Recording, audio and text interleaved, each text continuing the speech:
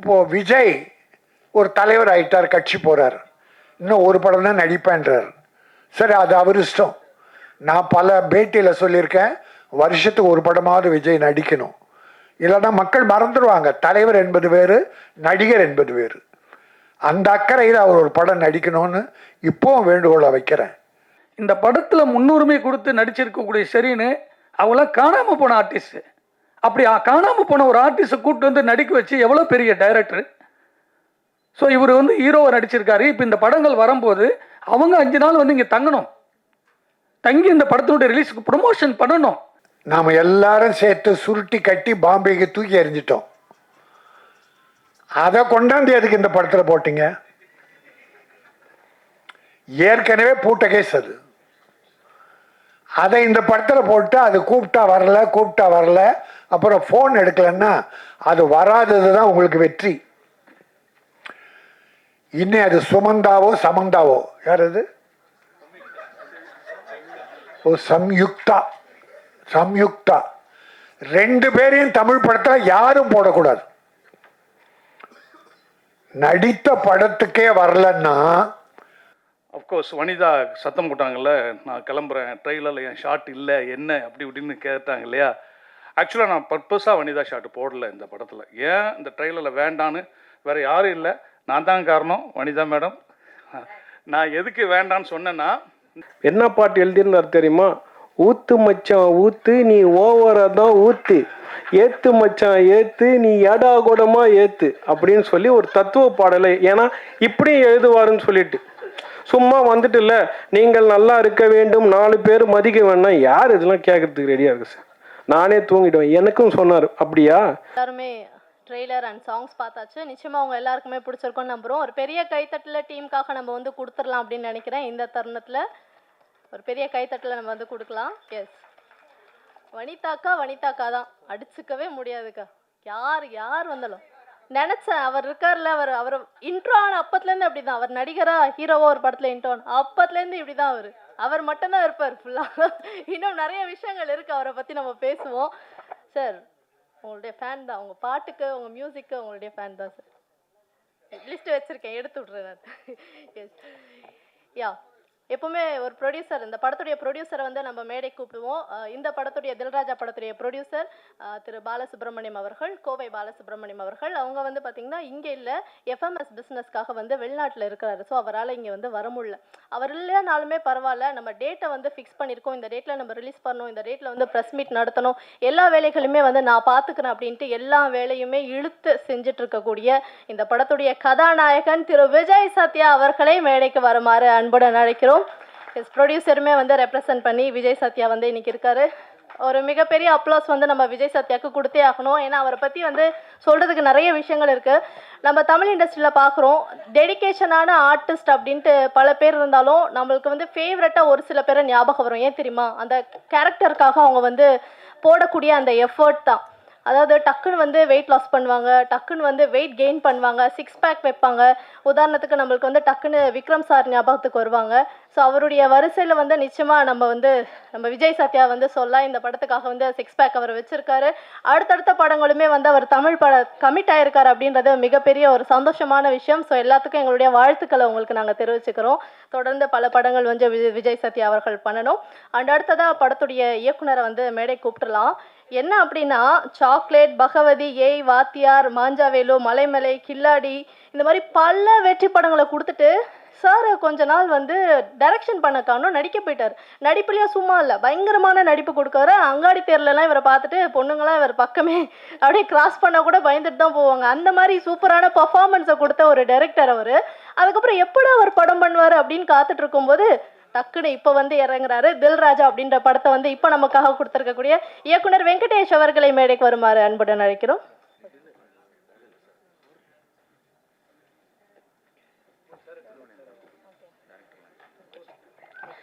தில்ராஜா படத்தை சப்போர்ட் பண்ணி பேசுவதற்காக இயக்குனர் தயாரிப்பாளர் திரு திருமலை அவர்களை அழைக்கிறோம்.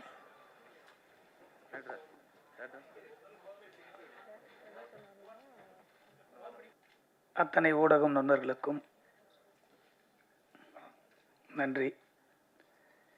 காரணம், இந்த டைட்டிலே வந்து ரொம்ப சினிமாவுக்கு இப்போ ஏற்ற டைட்டிலாக இருக்குது. ஏன்னா தில் ராஜா.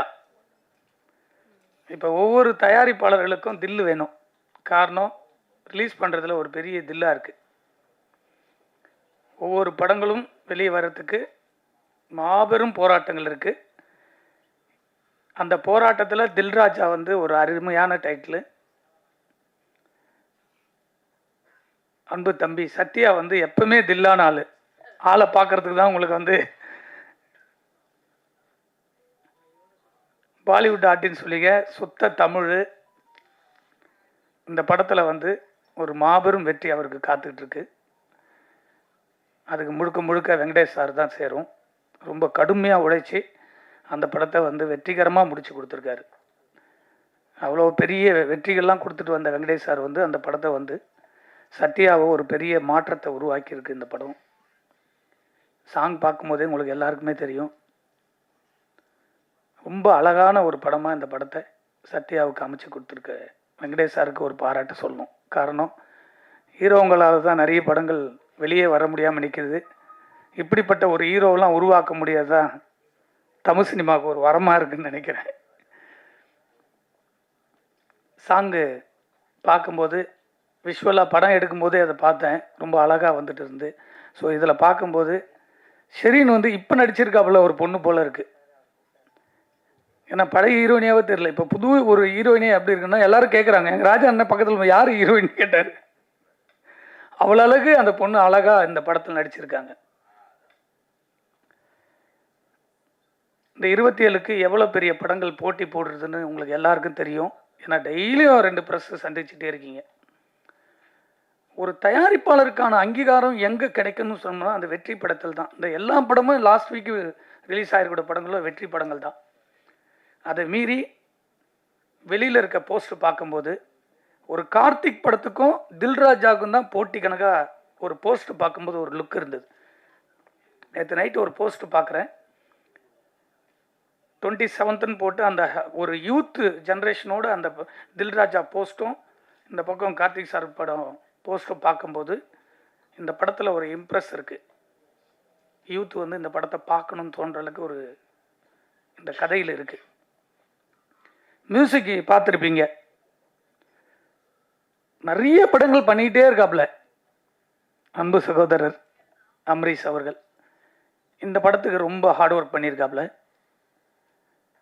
அவர் கம்முன்னு நடிக்க ஆரம்பிச்சாருன்னா ரொம்ப இதை விட பிஸியாக இருக்கலாம்னு தோணுது இந்த படத்தை பார்க்கும்போது. சாங்கல ஆமாம், அதை விட ஒன்று கொஞ்சம் நடித்தா நல்லா இருக்குன்னு நினைக்கிறேன். ரொம்ப நல்லா இருக்குது அந்த சாங்கில் பார்க்கும்போது. அவருக்கும் என்னுடைய வாழ்த்துக்கள்.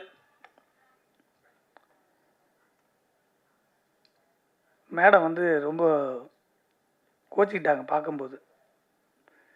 அவங்க வந்து கோவப்படாமல் சொல்லியிருக்காங்க. நான் தான் அவங்க சிரிச்சுக்கிட்டே அதை சொன்னாங்க. அதனுடைய வேதனை என்னன்றது நம்ம ரொம்ப புரிஞ்சுக்கணும். அது யாராக இருந்தாலும் சரி, இந்த படத்தை எடுத்து முடிக்கிறதுக்கு மாபெரும் போராட்டத்தில் இந்த படத்தில் 24 மணி நேரம் ஒரு நடிகனாக மட்டும் இல்லாமல் விஜய் சத்யா இந்த படத்தை ஒரு தயாரிப்பாளராக இன்னைக்கு வரைக்கும் சுமந்துக்கிட்டு போகிறார். ரிலீஸ்க்கு அப்புறமும் சுமக்கணும், ரிலீஸ்க்கு அதை முடிச்சும் சுமக்கணும்.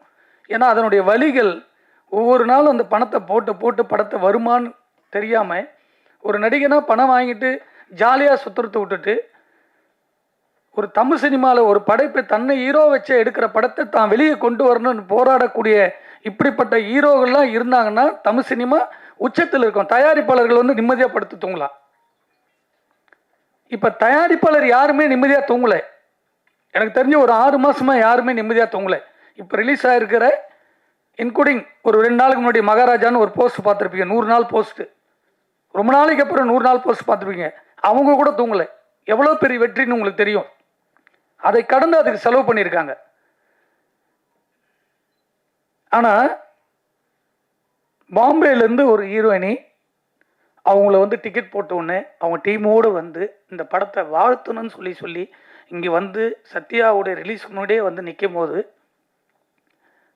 ரொம்ப நம்ம வந்து மகிழ்ச்சியாக பார்க்க வேண்டியதாக இருக்குது. ஆனால் இந்த படத்தில் சம்பளம் வாங்கிட்டு இந்த படத்துலேயே நடிச்சுட்டு இந்த படத்துக்கே வராமல் இருக்கிற ஒரு நடிகைகள் பார்க்கும்போது கோபத்தினுடைய உச்சத்துக்கு போக வேண்டியதாக இருக்குது. அவங்க தான் நடித்த படத்துக்கு டைலரில் இல்லைன்னு அவங்களுடைய ஆதங்கம் அந்த உணர்வு இருக்குது, அதை போட வேண்டியது கடமை. ஆனால் இந்த படத்தில் முன்னுரிமை கொடுத்து நடிச்சிருக்கக்கூடிய ஷெரீனு அவங்களாம் காணாமல் போன ஆர்டிஸ்ட்டு. அப்படி காணாமல் போன ஒரு ஆர்டிஸ்ட்டை கூப்பிட்டு வந்து நடிக்க வச்சு எவ்வளோ பெரிய டைரக்டர். ஸோ இவர் வந்து ஹீரோவை நடிச்சிருக்காரு. இப்போ இந்த படங்கள் வரும்போது அவங்க 5 நாள் வந்து இங்கே தங்கணும், தங்கி இந்த படத்தினுடைய ரிலீஸுக்கு ப்ரொமோஷன் பண்ணணும். அதுதானே ஒரு ஆர்டிஸ்டுடைய கடமை. அதே போல் சமுத்தியான ஒரு ஆர்டிஸ்ட் நடிச்சிருக்காங்க. ஃபோன் போட்டு கூப்பிட்டா வந்து நடிச்சிருந்தோம். ஒரு ஃபங்க்ஷனுக்கு வந்து இந்த படத்தை பற்றி பேசி இந்த படத்தில் நடிச்சிருக்க கேரக்டர் சொல்லி இதெல்லாம் நாங்கள் வாழ்ந்துருக்குன்னு சொல்லும்போது தான் அது வந்து ஆடியன்ஸுக்கு போய் தேரும், இந்த படத்தில் இவங்க நடிச்சிருக்கு. ஸோ இவ்வளோ விஷயம் இருக்குல்ல, அதை ஒரு 100 பேர் பார்ப்பாங்க, அதில் ஒரு 50 பேர் தேட்டருக்கு வருவாங்க. ஸோ ஆடியன்ஸ் கிட்ட போய் சேரும். ஒரு கண்டென்ட் போய் சேர்றது எப்படி சேருது? அவங்களே அதில் இருக்கிறவங்க வந்து சொல்லும் போது தான் சந்தோஷம். பெரிய டாப்பில் இருக்க எல்லா நடிகருடைய படத்துக்கு வந்து நிற்கிறாங்க. நான் ஒவ்வொரு ஆடியோ ஃபங்க்ஷன் சொல்ல, எல்லா டாப்பில் இருக்க ஹீரோங்களாம் வந்து நின்று, ரஜினி சார்லாம் இப்போ லாஸ்ட் படத்துக்குலாம் வந்து பேசும்போது சந்தோஷமாக இருக்குது.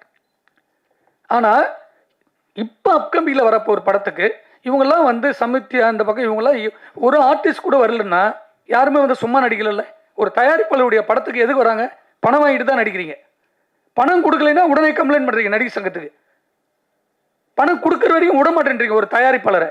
உங்களுக்கு பணத்தையும் கொடுத்து முடிச்சிடறோம், படத்தையும் உங்களுக்கு கௌரவத்தை கொடுத்து நடிக்க வைக்கிறோம். அந்த படத்துக்கு வந்து ப்ரொமோஷன் கொடுக்கலன்னா யாருக்கிட்ட கேட்பாங்க தயாரிப்பாளர்? இதுக்கெல்லாம் ஒரே ஒரு முடிவு, தெளிவான முடிவு. இனிமேல் எந்த நடிகரும் சரி நடிகர்களும் சரி ஃபங்க்ஷனுக்கு வராமல் இருக்கவே முடியாது. அவ்வளோ திடமான முடிவுகள்லாம் சங்கத்தில் இல்லை, ஒட்டுமொத்த சினிமாவே சேர்ந்து எடுத்துட்டு இருக்கு.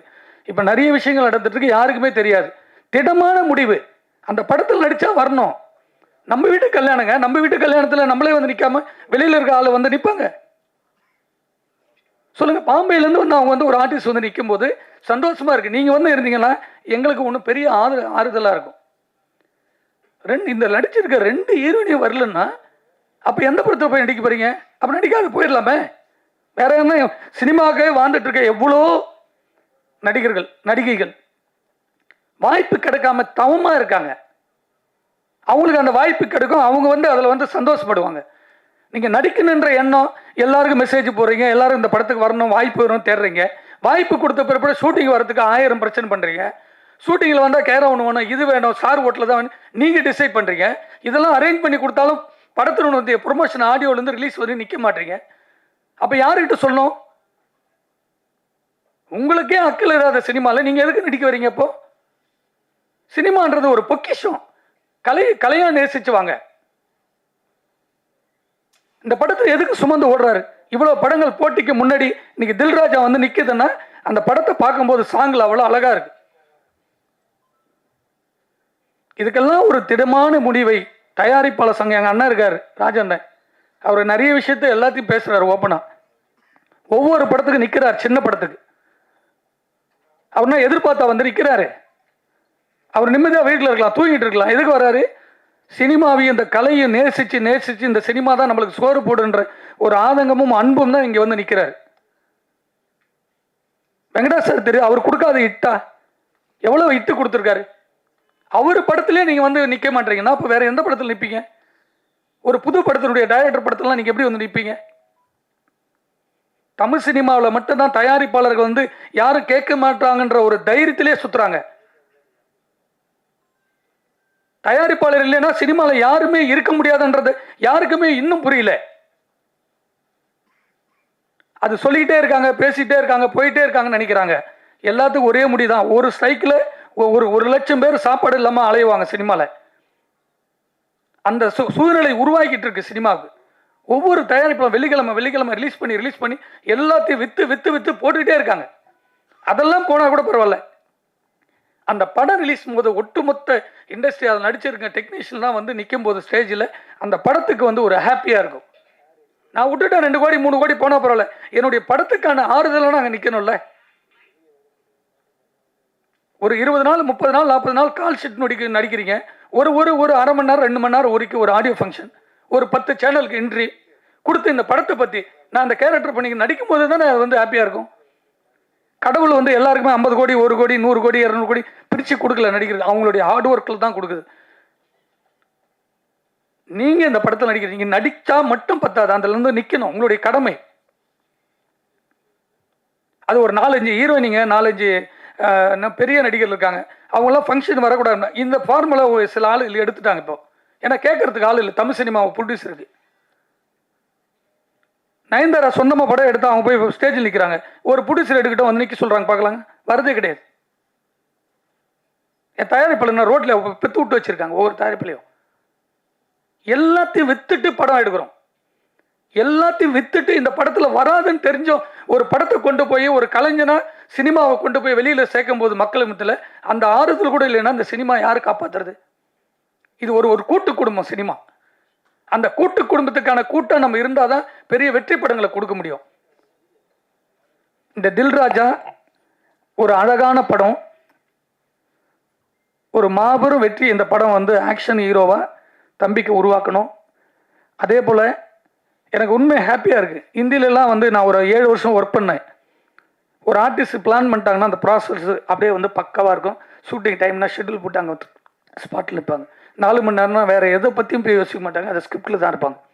நான் சொல்கிறது அமிதாப் பச்சன் உட்பட. அவர் வந்து உட்காந்துட்டாருன்னா ஸ்டேஜில் வேறு எதுவுமே பண்ண மாட்டார், அது ஸ்கிரிப்ட் மட்டும் தான் யோசிப்பார். பெரிய டாப்பில் இருக்க ஆர்டிஸ்ட்டு, ஹீரோயினி கூட உட்பட.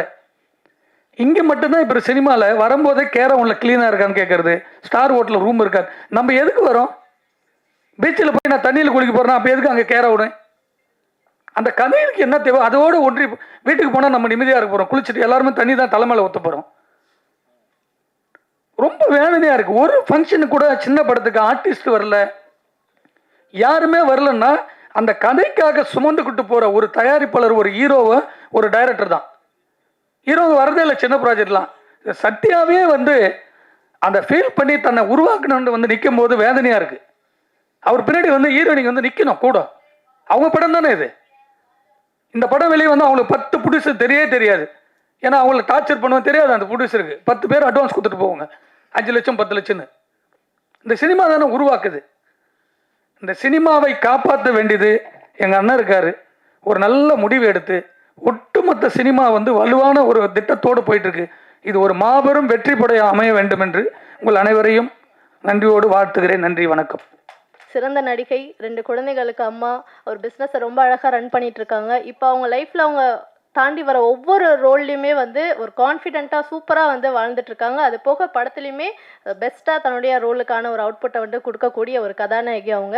தில்ராஜா படத்தில் ஒரு முக்கியமான கேரக்டரில் நடிச்சிருக்காங்க. வனிதா விஜயகுமார் அவர்களை பேசுமாறு அன்புடன் அழைக்கிறோம். எல்லாருக்கும் வணக்கம். ஆஸ் யூஷுவல் எப்போவுமே உங்களை பார்க்கும்போது ஒரு புத்துணர்வு, ஒரு எனர்ஜி வரும். அந்த எனர்ஜி வந்து இன்னைக்கு ரொம்ப ஸ்ட்ராங்காக இருக்குது. Thank you for that.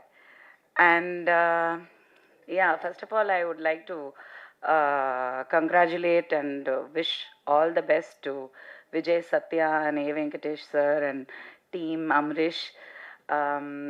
அவர் தான் நிறைய நடிச்சிருக்காரு இந்த படத்தில்.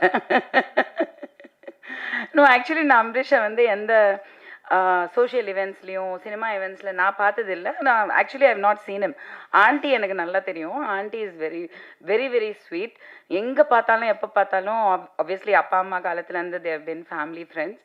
ஸோ ஆண்டி ரொம்ப நல்லா பேசுவாங்க. But I've never seen him. நான் இன்னைக்கு பார்த்துட்டு தான் ஐ மீன் லைக் எனக்கே நான் கேட்டேன், இப்போ தான் கேட்டேன், ஏன் நீ வந்து எந்த ஃபங்க்ஷனுக்கும் you are not coming and நான் தெரியல. he said that was cute. Anyway, lovely music and I think all the songs are very big hits. So congratulations to that. இந்த படம் பொறுத்த வரைக்கும் சாரோட, நான் ஏ வெங்கடேஷ் சாரோட நிறைய பேருக்கு தெரியாத விஷயம், நான் ஃபஸ்ட்டு ஒரு கம்பேக் பண்ணோம், நடிக்க வரணும்னு சொல்லிட்டு இப்போது நான் ரீசெண்டாக பிக் பாஸ்க்கு வந்து அதுக்கப்புறம் வர்றது மட்டும்தான் எல்லாருக்கும் தெரியும். ஆனால் ஆக்சுவலி ஒரு 10 வருஷத்துக்கு முன்னாடி நான் ஃபஸ்ட்டு வந்து என்னோடய பாப்பா ஜெயனிதா பிறந்ததுக்கப்புறம் எங்கள் அப்பாவோட சண்டை எல்லாம் நடந்தது. அப்போ தான் நான் ஃபேமஸான மீடியாவில் திரும்பி அந்த டைமில் வந்து நான் பயங்கரமாக இழைச்சேன். And I wanted to come back in films. I thought why not அப்படின்னு சொல்லிட்டு ஒரு ஐடியா இருந்தது. அப்போ வந்து ஏ வெங்கடேஷ் சார் தான் ஆக்சுவலி ஃபஸ்ட்டு வாய்ப்பு எனக்கு கொடுத்தாரு. சும்மா நச்சுன்னு இருக்குது பிரிட்டோ பிரிட்டோ சாரோட தயாரிப்பில் வந்து சும்மா நச்சுன்னு இருக்குன்ற படம் நகுலோட அந்த ஒரு படம் நான் பண்ணிவிட்டு again I just I took a back seat. I think that was அந்த நேரம் என்னோட டைம் இல்லை. I didn't want to continue. But சாரோட நான் ஃபஸ்ட் டைம் ஒர்க் பண்ணேன். Seriously I'm telling you he has been like, நான் சொல்கிறது வந்து 2010-11 நினைக்கிறேன். அந்த டைம்லேருந்து சார் வந்து நான் வந்து டைரக்டர் பி வாசு கிட்ட வந்து அசிஸ்டண்ட்டாக ஒர்க் பண்ண ஒரு ஆள். ஸோ ஒரு 10 படம் நான் வந்து ஒர்க் பண்ணியிருக்கேன் அவரோட. ஸோ அவரோட ஸ்பீடு, அவரோட அந்த தாட் ப்ராசஸ், அவரோட அந்த போல்டான ஒரு டெசிஷன்ஸ், அவரோட பெர்ஃபார்மன்ஸு, நான்லாம் வந்து ஒரு ரசிகையாக பார்த்துருக்கேன் டைரக்டரை. என்னோட குரு. அவரை பார்த்து நான் வளர்ந்துருக்கேன், ஒரு ஆர்டிஸ்டாக வளர்ந்துருக்கேன். இன்றைக்கி எனக்கு பெர்ஃபார்ம் பண்ண முடியுது அப்படின்னா ஐ திங்க் டெஃபினெட்லி ஒரு டைரக்டர் லைக் பி வாசு கிட்ட ஒர்க் பண்ணது மட்டும்தான். நான் 4 படம் பண்ணேன். அந்த படத்தோட நான் அவ்வளோதான், I got married and settle down. But அந்த 4 படத்தை விட நான் ஒரு அசிஸ்டன்ட் டைரக்டராக ஒர்க் பண்ணது தான் இன்றைக்கும் எனக்கு சினிமாவுக்கு, ப்ரொடக்ஷனுக்கு, எல்லாத்துக்குமே ஹெல்ப் ஆகுது. அந்த விதத்தில் அந்த வரிசையில் பார்க்கும்போது கேஎஸ் ரவிக்குமார் சார், யூனோ தேர் சில டைரக்டர்ஸ் வந்து ஒரு ஹீரோவை விட ஒரு ஜாஸ்தி ஒரு பர்சோனா, ஒரு அவங்கக்குள்ள ஒரு தேஜஸ், அவங்கக்குள்ள ஒரு ஸ்பீடு, ஒரு நம்ம ரசிப்போம், ஒரு ஆர்டிஸ்டாக ரசிப்போம் இந்த டைரக்டரை. அந்த மாதிரி நான் ஒர்க் பண்ணதில் வந்து A Venkatesh sir is one of the ace directors. ரொம்ப அடக்கமான ஒரு you know down to earth person. யாருமே வந்து அவர் பந்தாவே பண்ணிக்க மாட்டார். அவர் அவ்வளோ ஸ்வீட். த்ரூ த இயர்ஸ் நான் இப்போ ஒரு 4 படம் ஒர்க் பண்ணிட்டேன் அவரோட. அண்ட் அவர் இந்த படத்துக்கு கூப்பிட்டப்போ ஒரு 2 days ஆக்சுவலி என்ன ஆச்சுன்னா, இங்கே இருக்க தேன்மொழி என்னோட ஆட்ரஸ், அவங்க மூலியமாக தான் இந்த மாதிரி ஒரு படம் எடுக்கிறாங்க. சார் வந்து என்னை கேட்டார், ஒரு 2-3 days தான் ஒர்க்கு, பட் ஒரு நல்ல ரோலு அப்படின்னு சொன்னாங்க. அப்புறம் எனக்கு காலே வரல. சம்திங் ஹேப்பன், யாரோ நடுவில் கேம் விளையாடிட்டாங்க ஆஸ் யூஷுவல். எனக்கு கால் வரல. எனக்கு வந்து சார் படம்னோன்னா நான் யாருக்கும் அந்த மாதிரி கால் பண்ண மாட்டேன். சார் படம்னோன்னா நான் வந்துட்டு நம்பர் வாங்கி ஸ்பெசிஃபிக்காக சாருக்கு கால் பண்ணேன். நான் சொன்னேன், சார் என்ன சார் நீங்கள் ஏதோ இந்த ஒரு கேரக்டர் ஏதோ நீங்கள் சொன்னீங்களா, அதுக்கப்புறம் என்னாச்சு சார்னோன்னா அவருக்கே தெரியல. அவர் சொன்னார், ஏம்மா உங்களை அப்ரோச் பண்ணாங்களாமே, நீங்கள் ரொம்ப பணம் கேட்டீங்களாமே. நான் சொன்னேன், சார் என்னை பற்றி கொஞ்சம் விசாரிச்சுட்டு பேசுங்க, நான் வந்து நிறைய பணம் கேட்டேன்னு சொன்னால் தயவு செஞ்சு நம்பாதீங்க அப்படின்னு. அப்படியா, சரி ஓகே நான் பேசுகிறேன். நான் சொன்னேன், சார் நீங்கள் எதுவுமே பேசாதீங்க, எப்போ ஷூட்டிங், எங்கள் லொக்கேஷன் மட்டும் சொல்லுங்கள், நீங்கள் என்ன கொடுத்தாலும் நான் வாங்கிக்கிறேன். ஆனால் உங்கள் படத்தில் நீங்கள் அந்த கேரக்டருக்கு கூப்பிட்டுட்டு நான் வராமல் இருக்க மாட்டேன் அப்படி சொல்லி நானா லொக்கேஷன் போய் ஒர்க் பண்ண ஒரு படம்னா அது தில்ராஜா தான். அப்போ வந்து ஆக்சுவலி நான் how to call you Sathya ஒன்லினோ விஜய் சத்யா. ஸோ சத்யாவை நான் பார்த்தப்போ நான் ஏதோ இவர் டைரக்டர் சார் சொன்ன மாதிரி நான் சொன்னேன், நான் நினச்சேன் ஏதோ எனக்கு சிம்ரனோட ஹஸ்பண்ட் ஞாபகம் வந்தது. ஆக்சுவலி தீபக் தான் ஞாபகம் வந்தது. ஆக்சுவலி ஒரு younger version of Deepak, really you know, because அப்போத்துலேருந்து நான் பார்க்குறனால எனக்கு ஏதோ இந்திக்கார பையன் போல இருக்கு, ஓகே அப்படின்னு நினச்சேன். பார்த்தா கோயம்புத்தூர், ஊட்டி பக்கா தமிழ். அந்த கலர்லாம் வந்துட்டு ஊட்டியோட அந்த இதனால வந்து colour, but very very very well behaved and very decent gentleman. அங்கே ஸ்பாட்லேயே எனக்கு தெரிஞ்சது his education, his knowledge and passion for cinema. Seriously இந்த விஷயம் நான் சொல்லியே ஆகணும். இன்றைக்கி நான் ஒரு ப்ரொடியூசர், நானும் நான் வந்து Vanitha film productions. MGR, Sivaji, Rajini, Kamal was my 4th film. இப்போ ஒரு 5th ப்ரொடக்ஷன் போயிட்டுருக்கு. அந்த படம் வந்து கூடிய விரைவில் அக்டோபரில் வந்து அனௌன்ஸ்மெண்ட் வரும். உங்களை எல்லாரையும் அழைக்கணும். அது நான் அதனால் அதை பற்றி அதிகமாக பேசலை. பட் அதில் ஒரு சின்ன சஸ்பென்ஸ் இருக்குது, அது இத்தனை நாள் நான் சொல்லலை. Because of time is almost close and இந்த மாதிரி பிரச்சனைகள் ஃபேஸ் பண்ணுறனால நான் வந்து இன்றைக்கி அதை பற்றி பேசி ஆகணும். நான் ஃபர்ஸ்ட் டைம் நான் நினச்சே பார்க்கல, இத்தனை வருஷம் கழித்து நான் ஒரு அசிஸ்டன்ட் டைரக்டராக ஒர்க் பண்ணது உண்மை தான், அது பேஷன், கற்றுக்கணும் சினிமா, அவ்வளோதான். தவிர இன்றைக்கி நான் வந்து ஒரு டைரக்டராக பரிமாணம் எடுக்கிறேன் இந்த படத்து மூலியமாக. Production number 5. இந்த படத்தில் வந்து நான் ஃபேஸ் பண்ணது ஒரு டைரக்டராக, ஜோவிகா தான் ப்ரொடியூசர். ஸோ உங்களுக்கு புரியுதான்னு தெரில. ஆனால் ஒரு ஃபஸ்ட்டு படத்துலேயே வந்து எவ்வளோ சினிமாவை பற்றி கற்றுக்க முடியுமோ, ஏன்னா அந்த படத்தில் வந்து ஒரு 27-28 ஆர்டிஸ்ட் இருக்காங்க. எல்லாருமே சீனியர் ஆர்டிஸ்ட், எல்லாருமே பர்ஃபார்மர்ஸ், எல்லாருமே ஃபேமஸ் ஆர்டிஸ்ட். இத்தனை பேரை வச்சு நாங்கள் தாய்லாண்டில் ஒரு 70% கம்ப்ளீட் பண்ணி, இங்கே வந்து ஒரு 30% கம்ப்ளீட் பண்ணி இப்போ போஸ்ட் ப்ரொடக்ஷன் போயிட்டுருக்கு. வித் காட்ஸ் கிரேஸ் படம் முடிஞ்சது. ஆனால் ஒரு ஹீரோவோட சப்போர்ட் வந்து இந்த அளவுக்கு இருக்கணுங்க. Seriously I have to tell you. ஏன்னா நான் பார்த்தப்போ வெறும் ஹீரோவாக தான் பார்த்தேன்.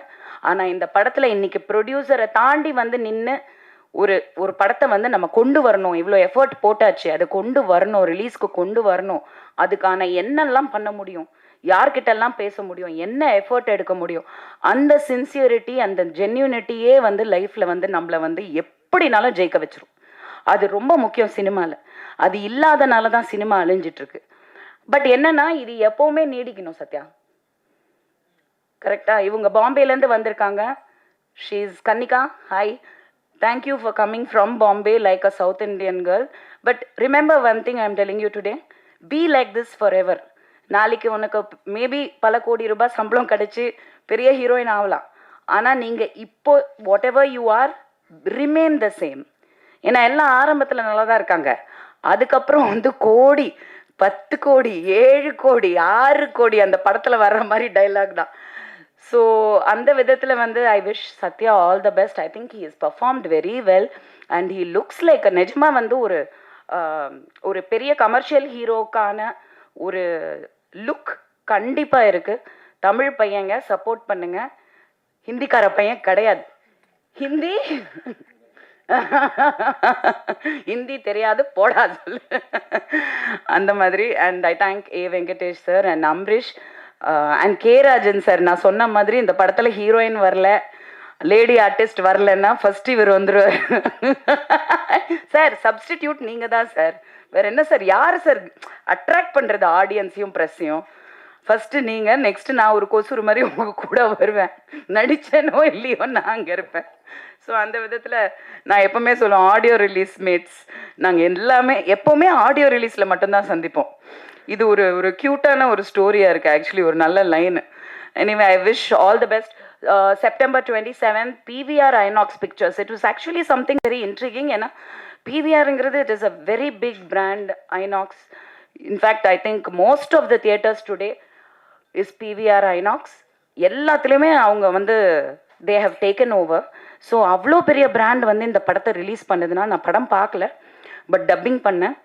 So I seen the gist of the film and நாங்கள் ஒர்க் பண்ணும் போது கிளைமேக்ஸ்லாம் நடந்தது. ஸோ அப்படி இருக்கும்போது இவ்வளோ பெரிய பிராண்ட் வந்து ஒரு படத்தை ரிலீஸ்க்கு கொண்டு வராங்க அவங்க தியேட்டர்ஸ்லனா, கண்டிப்பாக அதில் வந்து there is definitely stuff in it. 100% தியேட்டர்ஸில் போய் பாப்கார்ன் வாங்கிட்டு படம் பார்ப்போம். And I wish the team all the best. Thank you.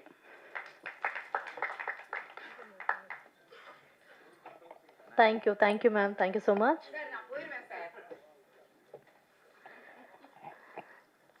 அடுத்ததாக ஒரு முக்கியமானவங்க தான் வந்து பேசியிருக்காங்க.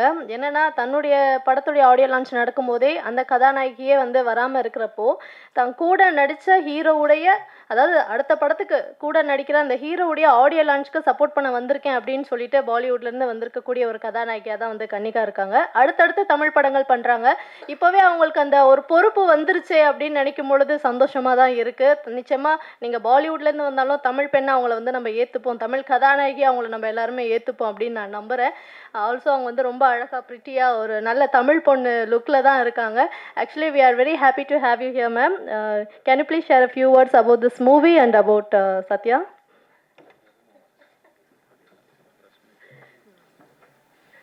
It's really bad of you all. I was actually thinking, what will I say? Okay, so first of all, namaskar. Good evening, everybody. And it's really, really exciting to be here. Thank you. Vanakkam. So, yeah. It's really nice and exciting to be here. I was actually sitting there and preparing, okay, if they'll call me, what will I say? Because I actually didn't understand one single word you all were speaking, and I was like, yeah, oh, they all are praising also, and Sir has spoken a lot. I was like, oh, what all has he mentioned? Okay, So we are here to give a major shout out to Dil Raja, Mr. Vijay Satya, Mr. A. Venkatesh, the entire team, and I can already see that the movie has great potential because the people in it are amazing, superbly talented. The songs we have seen are already trending. So let's give it a shout out, and this night is about this only. And yeah, all the best. Thank you so much for having me.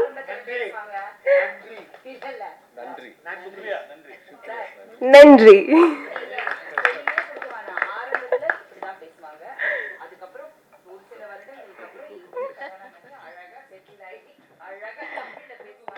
Thank you கனிகாமன், thank you so much. இல்லை, அடுத்து அவங்க தமிழ் படம் பண்ணிட்டு இருக்காங்க. அதனால் அவங்க அடுத்த முறை உங்களை சந்திக்கும் போது நிச்சயமாக வந்து தமிழில் தான் பேசுவாங்க. அந்த படத்துலேயும் வந்து சத்யா அவர்கள் ஹீரோவாக நடிக்கிறாரு. ஹெர்குலஸ் அப்படின்ட்டு அந்த படத்துடைய டைட்டில். ஸோ நிச்சயமாக நெக்ஸ்ட் டைம் உங்களை பார்க்கும்போது அவங்க தமிழில் பேசுவாங்க அப்படின்ற நம்பலாம். இப்போ அடுத்ததாக ஒரு முக்கியமான நபர் தான் வந்து பேச வர இருக்காரு. சாருடைய பல படங்கள் நம்ம பார்த்துருக்கோம். மோஸ்ட்லி எல்லாமே வந்து வெற்றி படங்கள் தான். அவருடைய படத்தில் அவர் ஃபாலோ பண்ணுற 2 விஷயம், ஆக்ஷன் எந்த அளவுக்கு பயங்கரமாக இருக்கும், அதே மாதிரி காதலும் இருக்கும். அதாவது அதிரடிக்கும் காதலுக்கும் ஒவ்வொரு படத்துலையும் வந்து புதிய பரிமாணத்தை கொடுத்த ஒரு இயக்குனர். தில்ராஜா படத்துலையுமே வந்து அட்டகாசமான கதைக்களத்தோட இந்த படத்தை நமக்காக கொடுத்துருக்கக்கூடிய கேப்டன் ஆஃப் த ஷிப் திரு ஏ. வெங்கடேஷ் அவர்களை பேசுமாறு அன்புடன் அழைக்கிறோம்.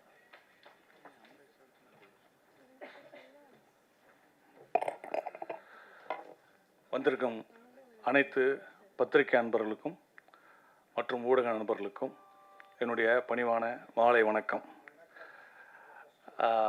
First of all I give thank to Kannika. ஏன்னா இந்த படத்துடைய எல்லாருமே சொல்லிட்டாங்க, ஹீரோயினை நடிச்சிட்ருக்க செரீன், அப்புறம் சம்யுக்தா, அது ஒரு செகண்ட் ஹீரோயின் மாதிரி படத்தில் ஒரு முக்கியமான லீட் ரோல். அவங்க 2 பேரும் வரலை. பல முறை ஃபோனில் சத்யா வந்து போராடினார், என்கிட்ட சொன்னார். நானும் பேசி பார்த்தேன். அங்கே படப்பிடிப்பு, இங்கே படப்பிடிப்புன்னாங்க. புரிஞ்சுக்குவோம் நம்மளாம். இப்போ சினிமாவில் வந்து உங்கள் எல்லாத்துக்குமே தெரியும், ஒரு விஷயத்தை எப்படி அழகாக நாசுக்காக அவாய்ட் பண்ணுவாங்க, என்னென்ன ரீசன் சொல்லுவாங்கன்னு தெரியும். அது இந்த படத்துலையும் அஃப்கோர்ஸ் நடந்துச்சு. என்னை கூட சத்யாவும் வனிதாவும் சேர்ந்துட்டு இந்த மாதிரி நீங்கள் படம் பண்ண ஹீரோக்களை கூப்பிடுங்க, நீங்கள் படம் பண்ண ஹீரோக்களை கூப்பிடுங்கன்னாங்க. நான் சொன்னேன், இல்லை எனக்கு தெரியும் அவங்களாம் வரமாட்டாங்க, கூப்பிடுறது வேஸ்ட்டு அப்படின்னே நான் சொன்னேன். இல்லை கூப்பிடுங்க, நீங்கள் இவ்வளோ படங்கள் இவ்வளோ ஹீரோக்களை வச்சு பண்ணியிருக்கீங்க, பண்ணுங்கள் அப்படின்றப்போ எனக்கு மைண்டில் ஒன்று தோணுச்சு. நான் ஒரு ஹீரோவை இதே மாதிரி இப்போ சத்யா எப்படி ஒரு அப்கமிங் ஹீரோவாக இருக்கார். சொல்ல மாட்டேன், சத்யா வந்து இது ஃபஸ்ட்டு படம் கிடையாது. அவர் இதுக்கு முன்னாடி ஒரு 4-5 படங்கள்லாம் பண்ணியிருக்காரு. குறிப்பாக சொல்லப்போனால் நெல், மகாராஜன், இப்போ வந்த மகாராஜா இல்லை, அப்போ வந்த மகாராஜன் போன்ற படங்கள்லாம் பண்ணியிருக்காரு.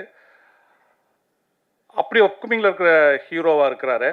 நாம் ஒரு இப்படி தானே ஒரு அப்கமிங் ஹீரோக்கு படங்கள் 2 படங்கள் பண்ணி அவர் வந்து சினிமாவில் அவருக்கு ஒரு ஒரு ஒரு கம்பேக் மாதிரி கொடுத்தோம் அப்படின்ற மாதிரி. சும்மாருங்க, அப்படின்லாம் நாங்கள் வந்து கூப்பிட்டோம், யாரும் வரலன்னு வச்சுக்கோங்க. ஓகே, இப்போ வந்துட்டு என்னென்னா இந்த படம் வந்து என்னென்னா, நான் வந்து எனக்கு வந்து சத்யா ஃபோன் பண்ணார் ஒரு நாள். சார் உங்களை மீட் பண்ணணும் அப்படின்னாரு. நான் போன உடனே எனக்கு வந்து ஒரு கதையை சொன்னார்.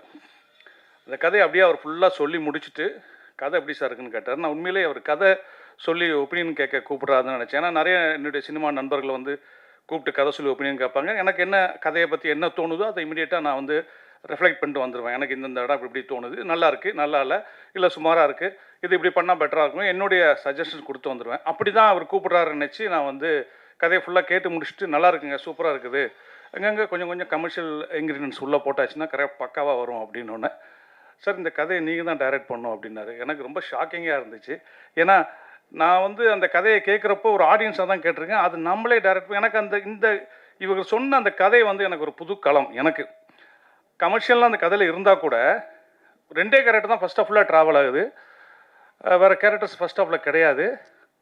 ஃபுல்லாக ஒரு பரபரன்னு ஒரு ஆக்ஷன் 10 நிமிஷத்தில் ஆரம்பித்து அப்புறம் இன்டர்வல் வரைக்கும் அந்த ஆக்ஷன் போகுது.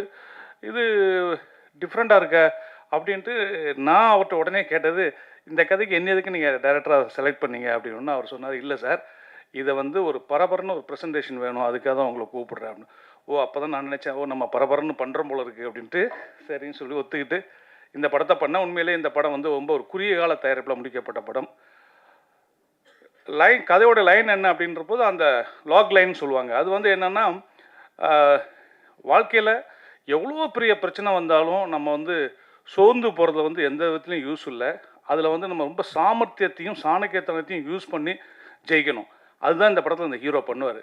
அதற்கு அவர் வந்து ஒரு பெரிய ஹீரோவுடைய மேற்கோள்கள், அதாவது அவர் படங்களில் சொன்ன கொட்டேஷன்லாம் யூஸ் பண்ணுவார். யூஸ் பண்ணி பண்ணுற மாதிரியான ஒரு வித்தியாசமான கதை இது. அவங்க பண்ணி வச்சுருந்தவொன்னே கேட்டவொன்னே எனக்கு ரொம்ப இம்ப்ரெஸ் ஆச்சு. இந்த கதையை பண்ணலான்னு டிசைட் பண்ணி பண்ணும்போது அந்த லாக்லைன் வந்து இப்போ தான் அந்த ஹோஸ்ட் சொன்ன மாதிரி அவங்க வந்து ரஜினி சார் இப்போ மேடையில் பேசுகிறப்போ, அட நம்ம கதை லாக்லைன் இதானே அப்படின்ற மாதிரி நமக்கு சந்தோஷமாக இருந்துச்சு. இந்த படத்தில் வந்து ஷெரீன் வரலை, ஆனால் படத்தில் அவங்களுக்கு ரொம்ப முக்கியமான ஒரு ரோலு. அப்புறம் யாராவது சம்யுக்தா வரல, அவங்களுக்கும் படத்தில் ஒரு முக்கியமான, நீங்கள் பார்த்துருப்பீங்க ட்ரெய்லரில், ஒரு நல்ல ஒரு இம்பார்ட்டண்டான ரோலு.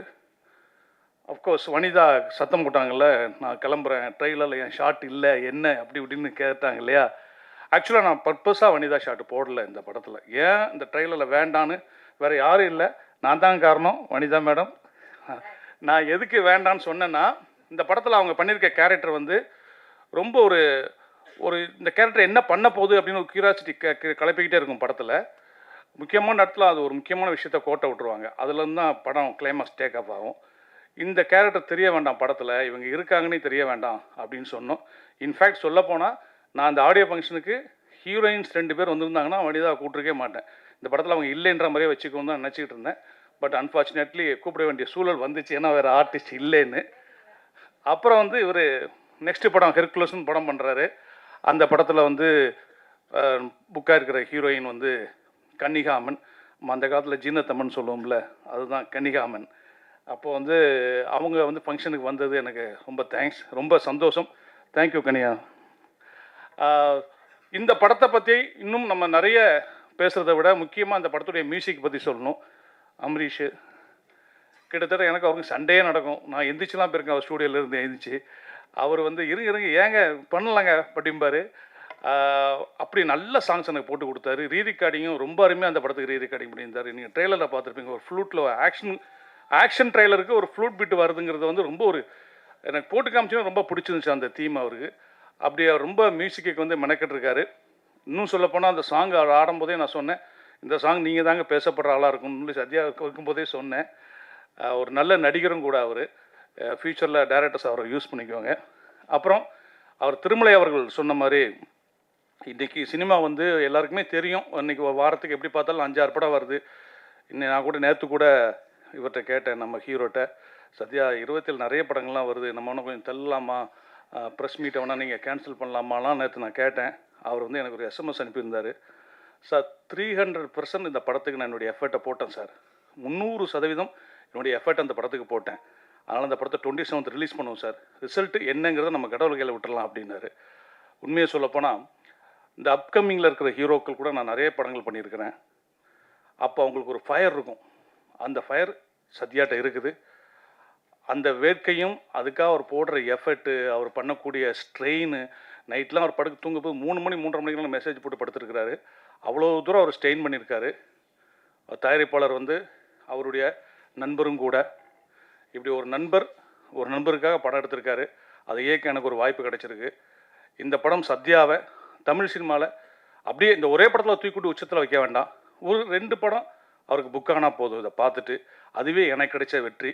இந்த படத்தில் எங்கூட பணியாற்றின கேமராமேன், அப்புறம் music director Amrish, editor Suresh sir, அப்புறம் இந்த படத்தினுடைய அனைத்து டெக்னீஷியன், என்னுடைய உதவியாளர் உள்பட ரொம்ப ஸ்ட்ரெயின் பண்ணாங்க. எல்லாருக்கும் இந்த மேடையில் நான் நன்றி கூறிக்கொண்டு, இப்போது வந்து ஒரு படம் ரிலீஸ் ஆகி ஒரு 3-4 டேஸில் வந்து அந்த படத்தினுடைய ரிசல்ட் என்னென்னு தெரிஞ்சிடும், எல்லாருக்குமே தெரிஞ்சிடும். அப்படி இந்த படம் கடவுளுடைய அனுக்கிரகத்தால், தெய்வத்தால் ஆகாத எனினும் முயற்சி தன்மை வருத்த கூலி தரும் அப்படின்னு திருவள்ளுவர் சொல்லியிருக்காரு. கடவுள் கொடுக்காட்ட கூட சத்யா பண்ணிகிட்டு இருக்க அந்த எஃபர்ட், அந்த முயற்சி, அவர் படக்கூடிய அவமானங்கள், இன்சல்ட்டு, அதெல்லாம் தாண்டி அவர் அந்த படத்தை வந்து இன்றைக்கி இந்த மேடை கொண்டு வந்துட்டார் ரிலீஸுக்கு. இந்த ரிலீஸில் இந்த படம் வெற்றின்னு ஒரு பேரும், படம் நல்லா இருக்குப்பா, படம் பார்க்கலாம் அப்படின்ற ஒரு பேரும் கிடச்சி, இந்த படம் சத்யாவுக்கு மீண்டும் ஒரு படம் புக் பண்ணி கொடுத்தா கூட அது எனக்கு கிடைச்ச வெற்றி, நான் சந்தோஷப்பட்டுக்குவேன். இந்த வந்திருக்க பத்திரிகை நண்பர்கள், ஊடகங்கள் எல்லாருமே அவருடைய உழைப்புக்காக அவருக்கு நீங்கள் நிறைய சப்போர்ட் பண்ணுங்கள். இந்த படம் எல்லோரையும் நிச்சயமாக திருப்திப்படுத்தும் படம் பார்க்குறவங்கள அப்படின்னு எனக்கு ஒரு இயக்குனராக நம்பிக்கை இருக்குது. மீண்டும் ஒரு நல்ல மேடையில் உங்களை சந்திக்கிறேன். இந்த படத்தை வெற்றி பெற செய்யறதுக்கு நீங்கள் கொண்டு போய் சேர்க்குற விஷயம்தான் முக்கியம். அதை சேர்ப்பீர்கள். எப்போவுமே எனக்கு அந்த பத்திரிகையாளருடைய அந்த நட்பும் அவருடைய ஆதரவும் இருந்திருக்கு. இந்த படத்தில் நடக்கும். உங்கள் அனைவருக்கும் மீண்டும் நன்றி கூறி விடைபெறுகிறேன். நன்றி, வணக்கம். Thank you so much sir. Dilraja படத்துடைய இசையமைப்பாளர் நடிகர் நம்மளுடைய அம்ரீஷ் அவர்கள் தற்போது பேசுவார்கள். வணக்கம். மேடையில் இருக்கும் பெரியோர்களுக்கு வணக்கம்.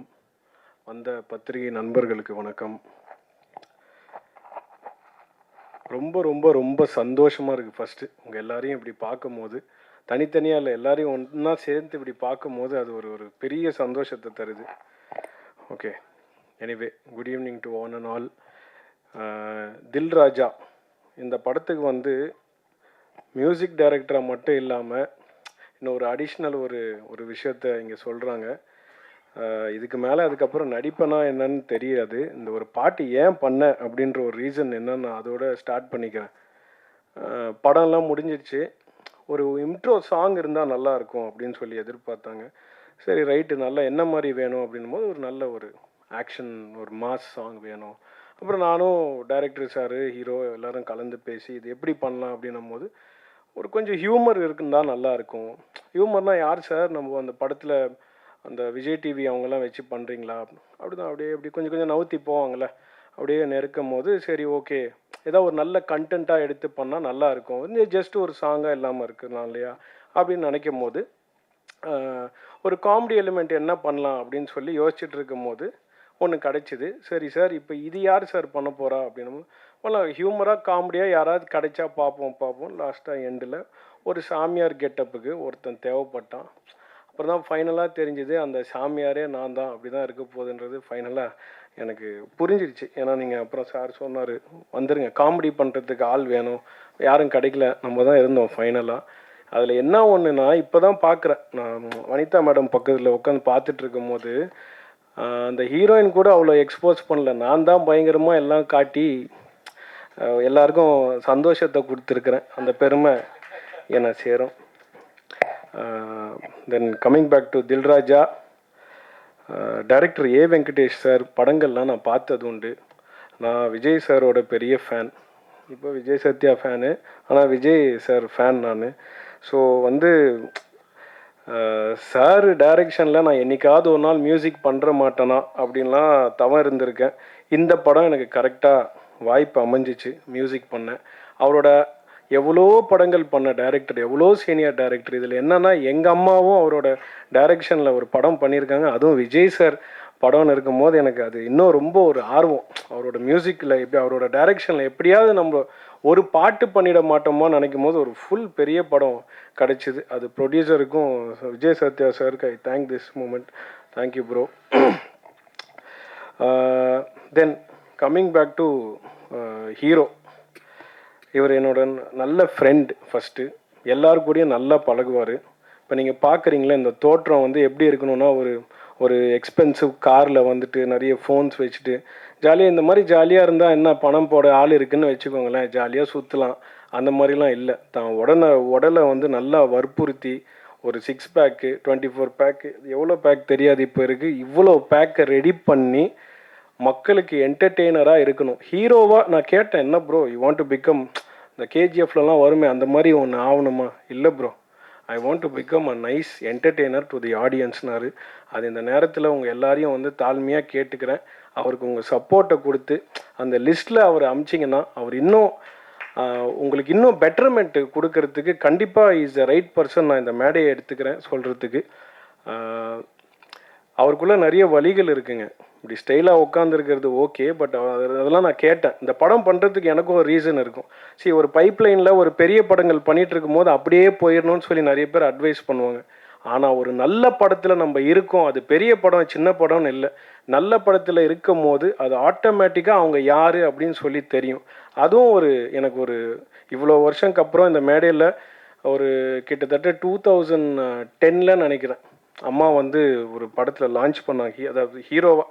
அதுக்கப்புறம் நினச்சிட்டேன், இனிமேல் இந்த ஃப்ரேம் முன்னாடி வரவே கூடாது. அப்பா எவ்வளோ ஒரு ஸ்ட்ரெஸ்ஸு, எவ்வளோ ஒரு ஸ்ட்ரெயின்.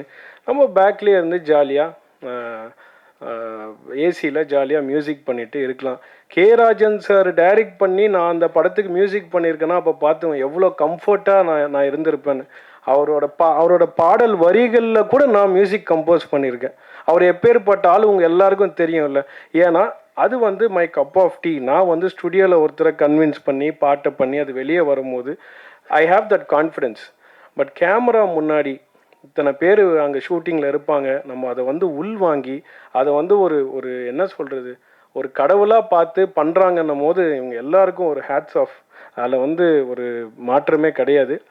இவ்வளோ பெரிய படங்கள் 27th வரும்போது நான் கூட கொஞ்சம் எனக்கு எல்லாருக்கும் இருக்கிற பயம் எனக்கும் இருக்கும். ஏன்னா என் ஃப்ரெண்ட்ஸுக்கெல்லாம் நான் வேறு சோஷியல் மீடியா அவ்வளோ இல்லை. வாட்ஸ்அப் ஸ்டேட்டஸில் வைக்கும்போது என்ன 27th இவ்வளோ படங்கள் வருதா, அது மத்தியில் எப்படி இது அப்படின்னு சொல்லும் போது கண்டிப்பாக அவரோட கான்ஃபிடென்ஸ் ஒன்று இருக்குது. நல்ல படம்னு அவர் நம்புகிறாரு. அந்த நம்பிக்கையை நீங்கள்லாம் நிஜமாக்குவீங்க நான் நம்புகிறேன். ஏன்னா நான் ரீரெக்கார்டிங் பண்ணும்போது நான் பார்த்தேன் படத்தில் ஒரு அவர்ஷனோ ஏன்டா இந்த படத்துக்கு போகிறோம் அப்படின்னு இருக்காது. ஓகே, ஒரு நல்ல படம் பார்த்தோம், ஆஹா ஓஹோ பிளாக் பஸ்டரு பந்து பாரு இந்த பாடத்தை அப்படிலாம் எதுவுமே சொல்கிறதுக்கு இல்லை.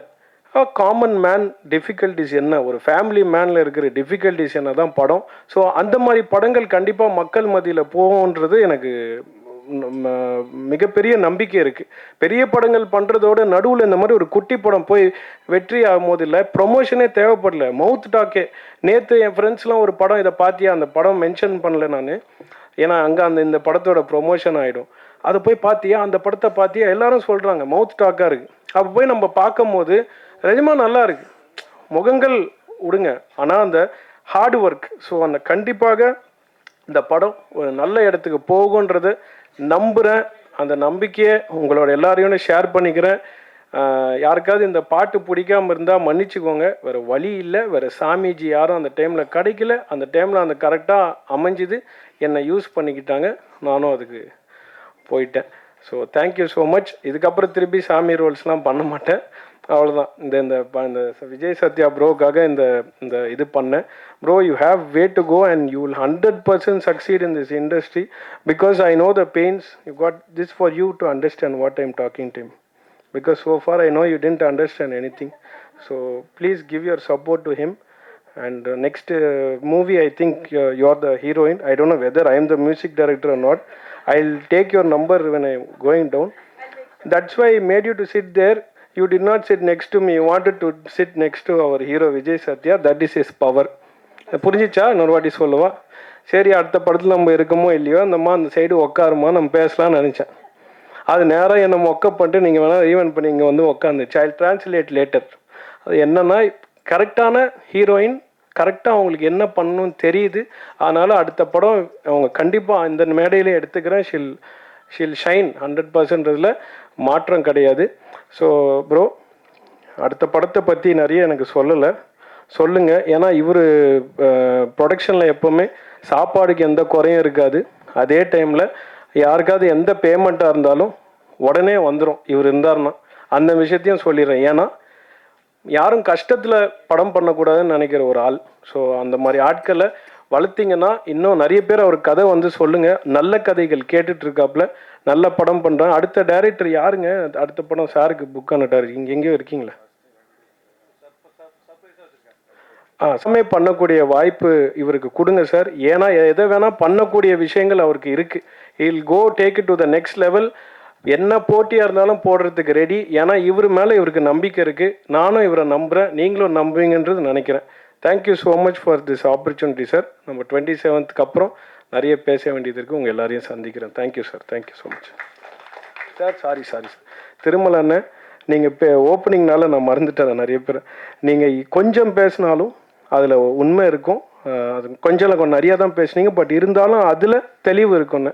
ராஜன் சார், ரொம்ப நேரம் எடுத்துக்காதீங்க, பசிக்குது சார். நீங்கள் உங்களோட ஆசீர்வாதம் உங்களோட ஃபேனாக கேட்குறேன். ஆனால் பசிக்குது சார். ஒன்று. மூணாவது விஷயம், ரொம்ப கலையாக இல்லை, நாங்கள் மட்டும்தான் அப்படின்னு நினச்சிட்டு இருந்தோம். ஹாலில் நானே, சத்யா ப்ரோ, இவங்கெல்லாம் உட்காந்துருந்தோம். அப்புறம் அவங்க எப்பவுமே இப்படி அமைதியாக இருக்காங்க. இவங்கெல்லாம் உட்காந்துருக்கும் போது ஹிந்திக்கார சார் ரிப்போர்ட்லாம் போட்டு உட்காந்துருந்தும் போது இப்படியே சைலண்ட்டாக இருந்துச்சு. அவ்வளோதானா? அப்படியே யாருமே இல்லையே, ஹீரோயின்ஸும் யாரும் இல்லை. ஏன்னா ஃபஸ்ட்டு ஆடியோ லான்ச் நடக்கும்போது ஷெரீன்லாம் இருந்தாங்க, நல்லா பேசினேன். யாரும் இல்லையோ உட்காந்து. நம்மளுக்கு என்ன செட்டுக்கு வர முடியாதுல்ல, இப்படிலாம் பார்த்து பேசினா தான் உண்டு. பார்த்துட்டே இருக்கும்போது டக்குன்னு ஒரு அலை சவுண்டு, பயங்கரமாக ஏதோ வண்டி கிராஷ் ஆன மாதிரி ப்ரெஸ் எல்லாம் ஓடுற சவுண்டு. அப்போ தெரியும் வனிதா மேடம் என்ட்ரி ஆகிட்டாங்க.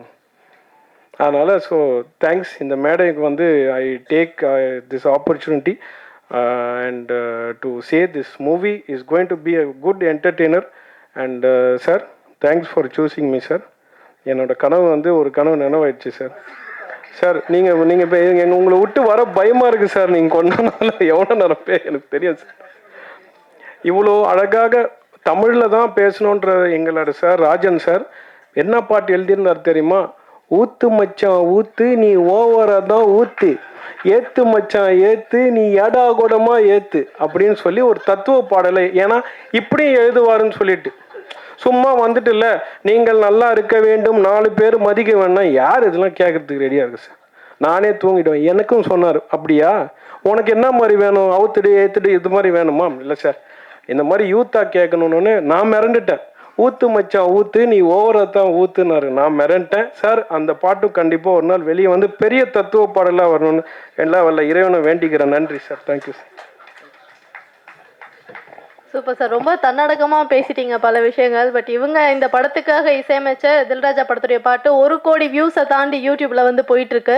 ஸோ அதுக்கு ஒரு வாழ்த்துக்கள் வந்து உங்களுக்கு நான் சொல்லிடுறேன். அண்ட் அடுத்ததான் நீங்கள் எல்லாருமே எதிர்பார்க்குற மாதிரி தமிழ்நாடு திரைப்பட விநியோகிஸ்தர்கள் சங்க தலைவர் திரு கே ராஜன் அவர்கள் பேசுவார்கள். அன்பிற்கும் மரியாதைக்கும் உரிய தில் ராஜா படத்தை வாழ்த்த வந்திருக்கிற நல்ல உள்ளம் கொண்ட ஆருயிர் சகோதரர்களே, மேடையிலே அமர்ந்து படத்தை பற்றி விவரங்களை கூறி இந்த படம் வெற்றி பெறும், சத்யா வெற்றி பெறுவார் என உளம் நிறைந்து வாழ்த்திய என் அன்பு சகோதரர்களே, அப்பாவோட சண்டை போட்டு ஃபேமஸான வனிதா விஜயகுமார் அவர்களே, நீதான் சொன்ன. அதான் அது தெரியும், எல்லாரும் தெரியும். ஓகே, அதுக்கு தான் நீ சண்டையே போடுறது. நவீன கால பிரேமானந்தா, அருமை தம்பி அம்பரீஷ் அவர்களே, அவனுக்கு ஏதாவது சம்பளம் கொடுத்திருந்தா அதை வாங்கிடு. அவன் அனுபவிச்ச மாதிரி இந்த படத்தில் யாருமே அனுபவிக்கல. அவன் ஓவரா பேசிட்டு என்ன அடக்கமா பேச சொல்றான். என் பிள்ளைகளில் ஒருவன் அவன், திறமை மிக்கவன். அவனுக்கு இன்னும் ஒரு பெரிய காலம் இருக்கிறது.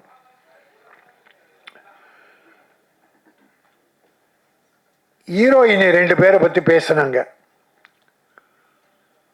ஒரு ஹீரோயினி நாம எல்லாரும் சேர்த்து சுருட்டி கட்டி பாம்பேக்கு தூக்கி எறிஞ்சிட்டோம். அதை கொண்டாந்து எதுக்கு இந்த படத்துல போட்டீங்க? ஏற்கனவே பூட்ட கேஸ் அது. அதை இந்த படத்தில் போட்டு அது கூப்பிட்டா வரல, அப்புறம் ஃபோன் எடுக்கலன்னா அது வராதது தான் உங்களுக்கு வெற்றி. இன்னும் அது சுமந்தாவோ சமந்தாவோ, யார் அது? ஓ, சம்யுக்தா. 2 பேரையும் தமிழ் படத்தில் யாரும் போடக்கூடாது. நடித்த படத்துக்கே வரலன்னா இன்னொரு படத்தில் நடிக்க கூப்பிடலாமா? மானமுள்ள தமிழன் படம் எடுத்தால், மரியாதை மிக்க தமிழன் படம் எடுத்தால் இந்த 2 பேரை போடவே கூடாது. நான் பார்த்துக்கிறேன். என் சங்கத்தை நான் இப்படி பயன்படுத்த விரும்பல. எல்லாரையும் வளர்த்து விட தான் நான் பாடுறேன். ஆனால் என் ப்ரொடியூசரை, என் விநியோகஸ்தர்களை கெடுக்க நினைப்பவர்கள், வேதனைப்படுத்துபவர்கள் யாரும் வளரக்கூடாது.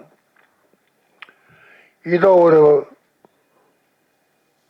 வடநாட்டு பெண், இந்தி பெண் அடுத்த படத்தில் நடிக்க போகிறார்.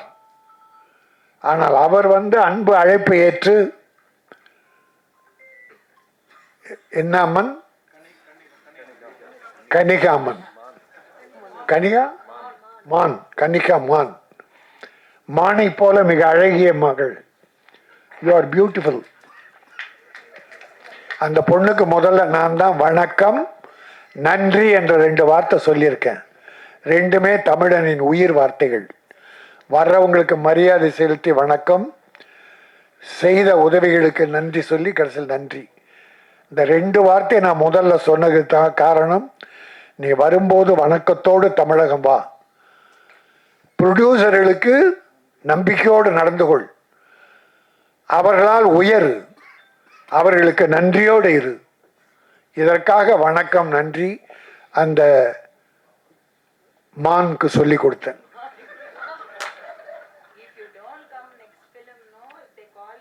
என் அருமை தம்பி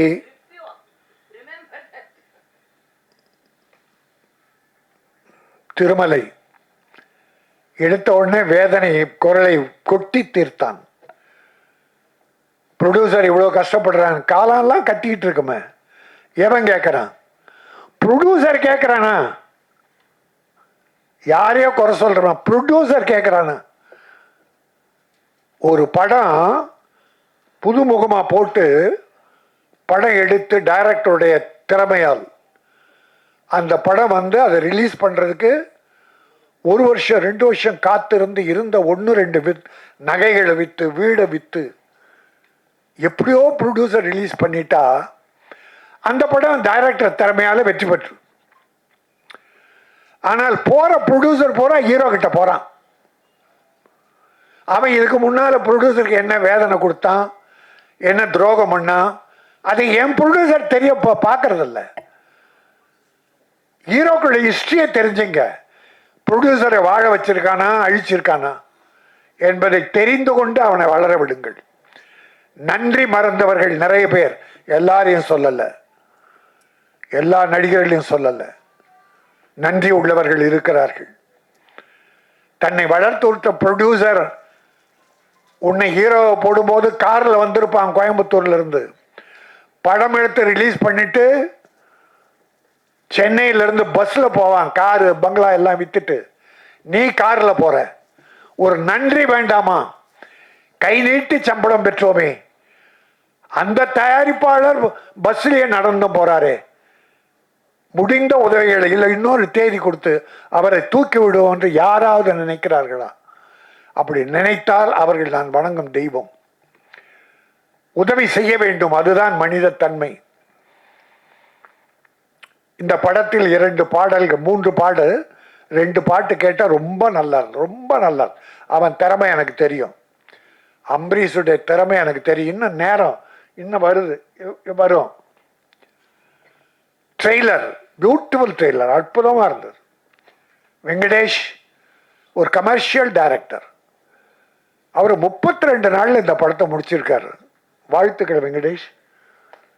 ப்ரொடியூசர், சின்ன ப்ரொடியூசருக்கெல்லாம் இப்படிப்பட்ட இயக்குனர் வேண்டும். தயாரிப்பாளரின் மன வேதனை புரிந்தவன் இயக்குனரானால் ப்ரொடியூசரும் வளருவான், இயக்குனரும் வளரும். இவங்க 2 பேரும் கஷ்டத்தை உணர்ந்த நடிகனும் வளருவான். ஆகவே இந்த படம் எனக்கு மிகப்பெரிய திருப்தி, மிகப்பெரிய மகிழ்ச்சி. இது வெற்றி பெறும். இது தில்லு ராஜா இல்ல, வெல்லும் ராஜா. இந்த படம் வெல்லும், வெற்றி பெறும். அது மட்டுமல்ல, நம்முடைய சத்யா ஒரு ஆண் அழகன், ஒரு தமிழ் மகன், ஊட்டியிலே பிறந்த குழுகுழு வாசத்தில் பிறந்த ஒரு அருமையான மனம் படைத்தவன். உடற்கட்டுகளை அற்புதமாக வைத்து ஒழுக்க நெறியோடு வாழ்ந்து கொண்டிருக்கிற ஒரு நல்ல மனம். அவனுடைய ஃபேமிலி, அப்பா ராணுவ அதிகாரி. இந்த தேசத்துக்காக தன்னை தியாகம் செய்து கொள்கிற அந்த அர்ப்பணிப்பு தன்மை உள்ள ஒரு அற்புதமான அப்பாவுக்கு பிறந்தவன். நல்ல குடும்பம், அற்புதமான குடும்பம். ஒரு கவர்மெண்ட் ஆஃபீஸ்னா லஞ்சம் வாங்கியிருப்பான்னு, மிலிட்டரியில் யார் லஞ்சம் வாங்க முடியும்? ஆக லஞ்ச ஊழலற்ற கரைபடியாத கரங்களுக்கு சொந்தக்காரரான அவருடைய இராணுவ அதிகாரி, ஒரு தந்தை பெற்றவன். இவனும் தியாக உள்ளத்தோடு இந்த படம் வெற்றி பெறும். நீ வளருவாய். உன் பின்னால் பல தயாரிப்பாளர் வருவார்கள். தயாரிப்பாளருக்கு மரியாதை கொடுத்து நடந்து கொள். எல்லாரும் எம்ஜிஆர் போல வரணும், எம்ஜிஆர் போல வரணுங்கிறான். எடுத்த உடனே எம்ஜிஆர் போல சீஃப் மினிஸ்டர் ஆயிடணுன்றான். எம்ஜிஆர் எடுத்த உடனே சீஃப் மினிஸ்டர் ஆனாரா? அவர் வாழ்க்கை வரலாறு எந்த நடிக்கினாலும் தெரியுமா? அவர் பட்ட கஷ்டம் தெரியுமா? சாப்பாட்டுக்கு வழி இல்லாமல் சத்யா அம்மா, இதை இவனுடைய பெயரை கொண்ட அவங்க அம்மா சத்யா, அந்த அம்மா 2 பிள்ளைகளை வைத்து கொண்டு சாப்பாட்டுக்கு வழி இல்லாமல் அழுதுகிட்டு இருக்கும்போது பக்கத்து வீட்டில் இருக்கிற ஒரு அம்மா நொய்யை நொய் கொண்டு வந்து கொடுத்து அந்த நொய்யை கஞ்சியாக காய்ச்சி 2 குழந்தைகளுக்கு கொடுத்தாங்க. அப்படியெல்லாம் பிள்ளைகளை வளர்த்ததால் தான் எம்ஜிஆர் ஏழைகள் மீது இரக்கம் கொண்டார். நாம் பட்ட பட்டினி யாரும் படக்கூடாது என்றார். அவர் எடுத்த உடனே சீஃப் மினிஸ்டர் விரும்பலை.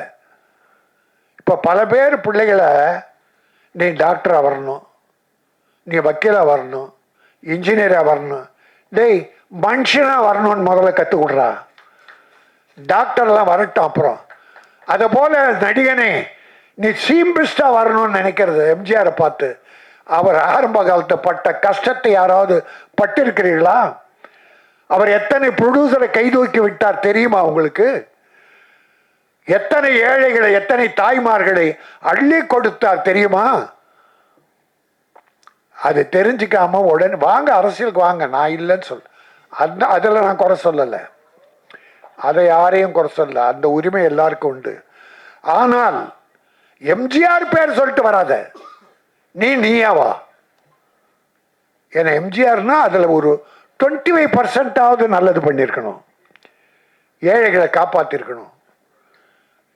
அவ்வளோ சேர்த்தார, அவ்வளோ அள்ளி கொடுத்தார, மிஞ்சி இருந்ததை யாருக்கிட்ட கொடுத்தார்? அந்த ராமாவரம் தோட்டம் காது கேளாரோர் வாய் பேசாதோருக்கு, அந்த ஜானகி அம்மாள் காலேஜ் எல்லாரும் ஏழை கொடுத்தார், ஒரு காசு எடுத்துட்டு போல. அதனால் அந்த உள்ளத்தில் கொஞ்சம், நான் ஏன் இதை சொல்லுகிறேன் என்றால், சத்யா நீ எதிர்காலம் உனக்கு நன்றாக இருக்கிறது. எம்ஜிஆரை பார்த்தீங்கன்னா அப்படி இருந்தால் கூட அந்த சிரிப்பு சிந்திக்கிட்டே இருக்கும், சிரிப்பு சிந்திக்கிட்டே இருக்கும், சும்மா அப்படி சிரிச்சுக்கிட்டே இருக்கான் அவர். எந்த ஃபோட்டோ பாருங்க, நான் நேரில் பார்த்துருக்கேன் அவர்கிட்ட. சிரிக்க மாட்டார், ஆனால் சிரிச்சுக்கிட்டே இருப்பார். அதில் எனக்கு ஒரு 25% எனக்கு தெரியுது. சத்யாவுடைய சாடை கொஞ்சம் இருந்தால் போதும், அதை வளர்த்துக்கோ. ஒரு 2 நீ சிரிச்சாவே கோபம் வருது. ஒன்றுமில்லை, உனக்கு வாழ்க்கை இருக்கிறது, வெற்றி இருக்கிறது. வெற்றி வந்தால் எம்ஜிஆரை போல வா, இல்லைன்னா வராத போ. ஏழைகளுக்கு உதவி செய். நீ 50 லட்சம் வாங்கினா 20 லட்சம் ஏழை செலவு. ஆனால் அந்த 20 லட்சம் திரும்பி உனக்கு வரும். அந்த ஏழை கொடுப்பான், உன் படம் பார்ப்பான். இவன் எந்த ஹீரோவுக்கு தெரியல, அது கொண்டு போய் அடுக்கி உள்ள வச்சிடறான் ரூம்ல. அதில் கொஞ்சம் ஏழை கொடுத்தேன்னு வச்சுங்க, அந்த ஏழைங்க எல்லா ஏழைக்கும் சொல்லி படம் பார்க்க வைப்பாங்க, உன் வசூல் ஏறும். இன்னைக்கு 200 கோடி 100 300 கோடி வாங்குறவங்கலாம் எப்படி வளர்ந்தாங்க? ஆனால் கொடுத்தது குறைவு, மக்கள் எடுத்தது அதிகம். நான் ஒன்று நினைச்சேன், சத்தியமா எனக்கு தெய்வம் முதல்ல என் தாய் தான். அந்த தாய் மீது சத்தியமா சொல்றேன். வரும்போது இப்போ விஜய் ஒரு தலைவர் ஆயிட்டார், கட்சி போறார், இன்னும் ஒரு படம் தான் நடிப்பேன்றார். சரி, அது அவர் இஷ்டம். நான் பல பேட்டியில் சொல்லியிருக்கேன், வருஷத்துக்கு ஒரு படமாவது விஜய் நடிக்கணும், இல்லைன்னா மக்கள் மறந்துடுவாங்க. தலைவர் என்பது வேறு, நடிகர் என்பது வேறு. அந்த அக்கறையில் அவர் ஒரு படம் நடிக்கணும்னு இப்போவும் வேண்டுகோளை வைக்கிறேன். அந்த விஜய் இடம் காலியானால், எல்லாம் சொன்னாங்களே எம்ஜிஆர் இல்லை, ஜெயலலிதா இல்லை, வெற்றிடம்னு.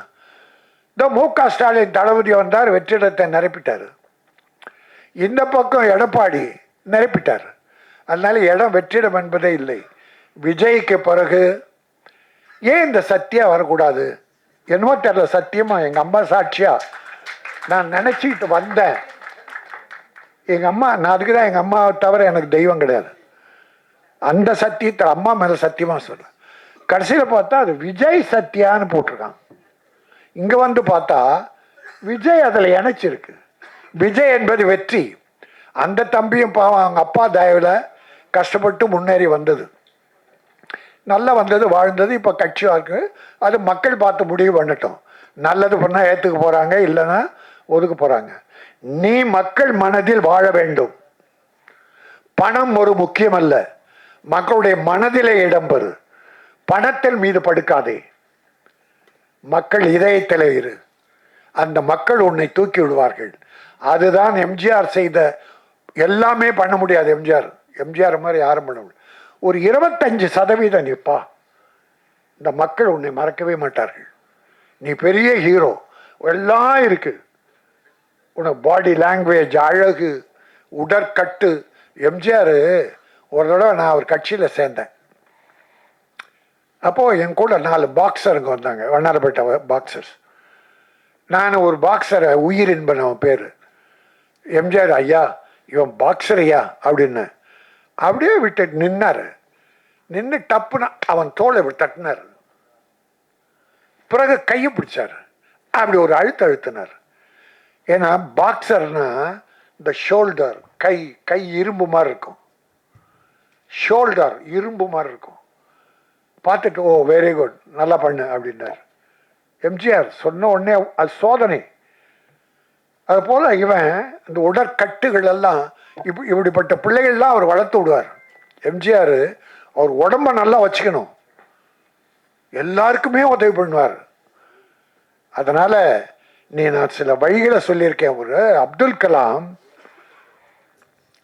சொன்னாங்க, ஒரு கேள்வி கேட்டாங்க, நீங்கள் செய்த சேவையிலேயே சாதனையிலே எது உயர்ந்தது? அணுகுண்டு வெடித்ததா, ஜனாதிபதியாக இருந்ததா, இல்லை விஞ்ஞான கண்டுபிடிப்புகளா, ராக்கெட் கண்டுபிடித்ததா? எல்லாம் கேட்கும்போது அவர் சொன்னார், இது எதுவுமே என்னுடைய சாதனையில் எனக்கு மகிழ்ச்சி தரல. நான் ஹைதராபாத்தில் இருக்கிற மாற்றுத்திறனாளி குழந்தைகள், இந்த போலியோவில் அட்டாக் ஆகிய குழந்தைங்க நடக்க முடியாமல்ல, சின்ன குழந்தைங்க, அந்த குழந்தைகள் ஒரு 3 கிலோ எடையுள்ள இரும்பு இந்த உபகரணம் காலில் கட்டுவாங்க பாருங்க, அது நடக்கிறதுக்கு. அது அப்போ 2.5 கிலோ 3 கிலோ. அந்த குழந்தை அதையே இழுத்து தூக்க முடியாதான். அதை போய் பார்த்துட்டு வந்து பிளெயின் செய்கிற சில மெட்டீரியல்ஸ் லேசாக இருக்குமா, ஆனால் உறுதியாக இருக்குமா, அதில் அந்த உபகரணம் செய்தார் காலில் நடக்கிறதுக்கு. அது 300-500 கிராமுக்குள்ள. அது ஒண்டிதான் நான் செய்ததிலே எனக்கு ஆத்ம திருப்தியை தருவதுன்னு அப்துல் கலாம் சொன்னார். அணுகுண்டு வெடிச்சு உலக புகழ் பெற்றார், ராக்கெட் கண்டுபிடிச்சு உலக புகழ் பெற்றார், ஜனாதிபதியாகி உலக புகழ் பெற்றார். இதெல்லாம் அவர் சாதனை இல்லையா? இந்த ஊனமற்ற குழந்தை, மன்னிக்கணும், மாற்றுத்திறனாளி குழந்தைக்கு அந்த கால் கவசம் செய்தாரு, அதுதான் எனக்கு பெருமைன்னு சொன்னான். அதே போல நீ இந்த ஏழைகளுக்கு உதவி செய்தால் அதுதான் உனக்கு பெருமை. சேர்த்து வைக்கிற பணம் எதுவும் உதவி வராது, செய்கிற சேவை வரும். நீ இன்னைக்கு ரொம்ப சுமைகளை தாங்கிட்ட. இந்த படத்தில் நீ ஒரு ஹீரோவா இல்லை, ஒரு ப்ரொடக்ஷன் மேனேஜரை விட அதிகமாக கஷ்டத்தை சிலர் கொடுத்துட்டானுங்க, துரோகிகள். நம்பி கேட்டான், இப்போ கஷ்டப்பட்டு எல்லாத்தையும் கொண்டு வந்து கரெக்ட் பண்ணியிருக்கான் ஒரு ஹீரோ. நீ இதுவரைக்கும் சுமைகளை சுமந்தால் இந்த படத்தின் மூலம் சுகம் உனக்கு வருகிறது. தில் ராஜா, வெல் ராஜா, இனி வெல்லுவாய். இந்த படம் வெற்றி பெறும். இது ஒரு கமர்ஷியல் படம். வெங்கடேஷுக்கும் நல்ல வாழ்க்கை கிடைக்கும். இது உள்ள நடித்துள்ள அத்தனை பேரும், டெக்னீஷியன்ஸ், இசையமைப்பாளர் அத்தனை பேருமே மிகப்பெரிய வெற்றி பெற்று இந்த படம் இன்னைக்கு இப்போ நல்ல சின்ன படங்க எல்லாம் நல்ல பெருசாக போகுது, மக்கள் பார்க்குறாங்க. இந்த லப்பர் எங்க பொண்ணு படம் பார்த்துட்டு வந்து, அப்பா அந்த படம் பார்க்கணும், பெண்கள் சொல்கிறாங்க, என்னன்னு தெரில, அவ்வளோ இயற்கையாக இருக்குதான் சின்ன படம். அதனால இப்போ படங்களை மக்கள் பார்க்க ஆரம்பிச்சோம். சின்ன படம், பெரியவரை பற்றியெல்லாம் கவலைப்படல. கதை நல்லா இருக்கா, படம் நல்லா இருக்கா, உட்கார்ந்த 2 மணி நேரம் பொழுதுபோக்கா அழகாக பார்த்துட்டு வர்றாங்க. அதில் இது ஒரு வெற்றி படமாக தில்லு ராஜா வெல்லும் ராஜாவாக வரும் என சொல்லி, பூவாக இருப்பதை விட செடியாக இருங்கள்.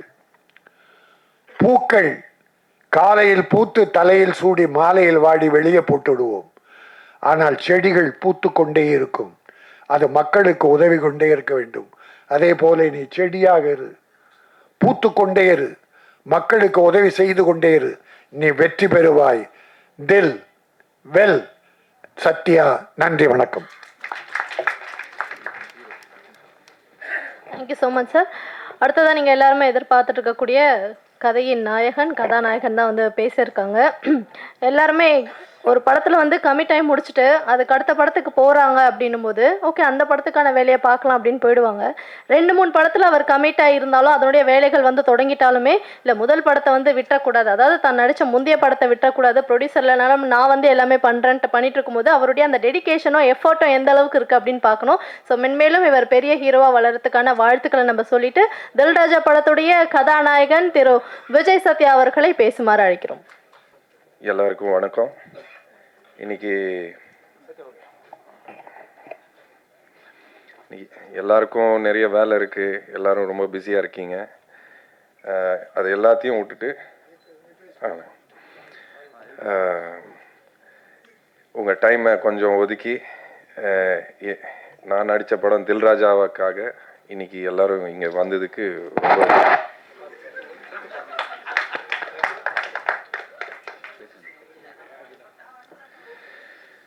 சரி. ஓகே, அண்ணனுக்கு ஒரு பெரிய நன்றி வந்து என்னை வாழ்த்ததுக்கு. ஸோ எல்லாரோட சப்போர்ட் எனக்கு கண்டிப்பாக வேணும். ரொம்ப நாளாக போராடிட்டு இருக்கேன், எல்லாருக்கும் தெரியும். இந்த படம் கண்டிப்பாக ஒரு ரொம்ப அருமையான படம், நல்ல படம். எல்லாரும் ரொம்ப ரசித்து வேலை செஞ்சு இந்த அளவுக்கு வந்திருக்கோம். ஸோ உங்ககிட்ட ரிக்வெஸ்ட் தான் பண்ண முடியும், இந்த படத்தை எந்த அளவுக்கு சப்போர்ட் பண்ணி எல்லா இடத்துலையும் கொண்டு போய் சேர்க்க முடியுமோ சேர்த்துக்கோங்க. என்னையும் கொஞ்சம் சப்போர்ட் பண்ணுங்க. நன்றி, வணக்கம். அவ்வளோதான். Thank you so much. அவர் குரூப் ஃபோட்டோ எடுத்துக்கலாம், மேடையில் எல்லாருமே இருக்காங்க, ஃபோட்டோ எடுத்துக்கலாம்.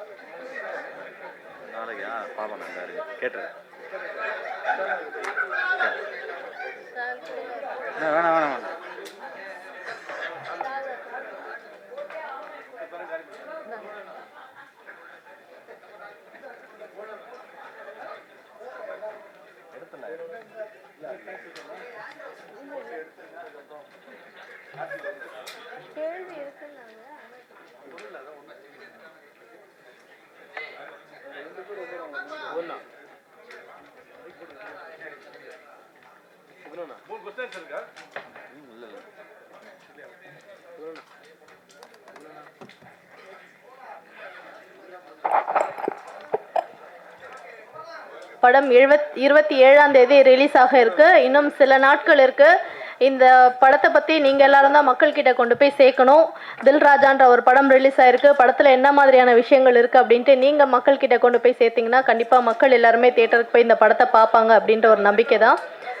இந்த படத்தில் பல சர்ப்ரைஸ் எலிமெண்ட்லாம் இருக்குது அப்படின்ட்டு சொல்லியிருந்தாங்க. இன்னொரு முக்கியமான விஷயம், ஒரு நாயுமே இந்த படத்தில் வந்து ஒரு முக்கியமான கதாபாத்திரம் வந்து ப்ளே பண்ணியிருக்கு அப்படின்ட்டு ஒரு விஷயம் இருக்குது. ஹிடனாக அதை வச்சுருந்தாங்க, சரி கடைசியாக சொல்லலாம் அப்படின்ட்டு. இந்த மாதிரி பல விஷயங்கள் இந்த படத்தில் இருக்குது. 27ஆம் தேதி தில்ராஜா படம் ரிலீஸ் ஆகுது. நீங்கள் எல்லாருமே படத்தை பார்த்துட்டு சப்போர்ட் பண்ணுங்கள். Thank you so much for this meet. Thank you.